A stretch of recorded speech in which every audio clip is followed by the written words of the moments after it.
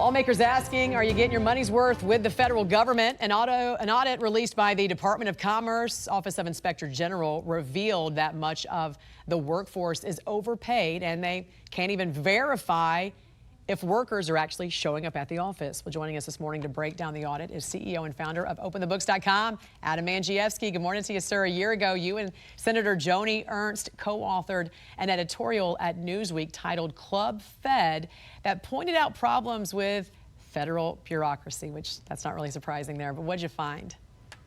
So we found that the federal workforce is highly compensated. There's a new minimum wage in most federal agencies, and it's $100,000 on average of pay for a federal employee. And it's not only about the pay, but it's also about the paid time off.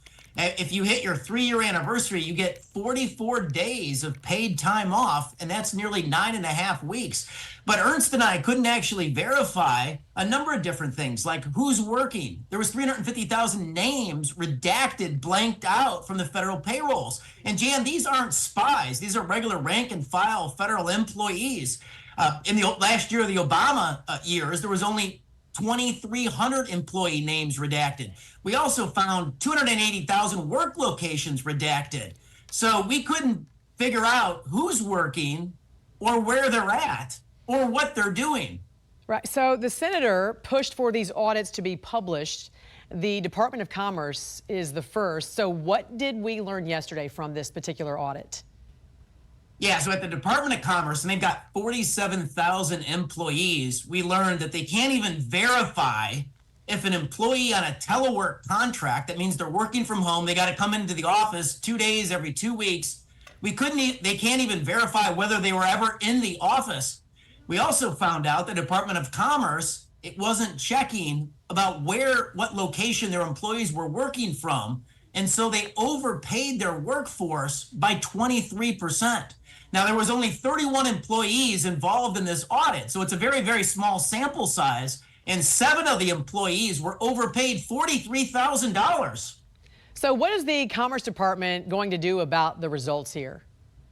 Well, it's not enough. They're moving too slow, and they've had these systems, the lack of systems in place for too long. We're 4 years since the start of the pandemic when these telework and remote work policies were put in place.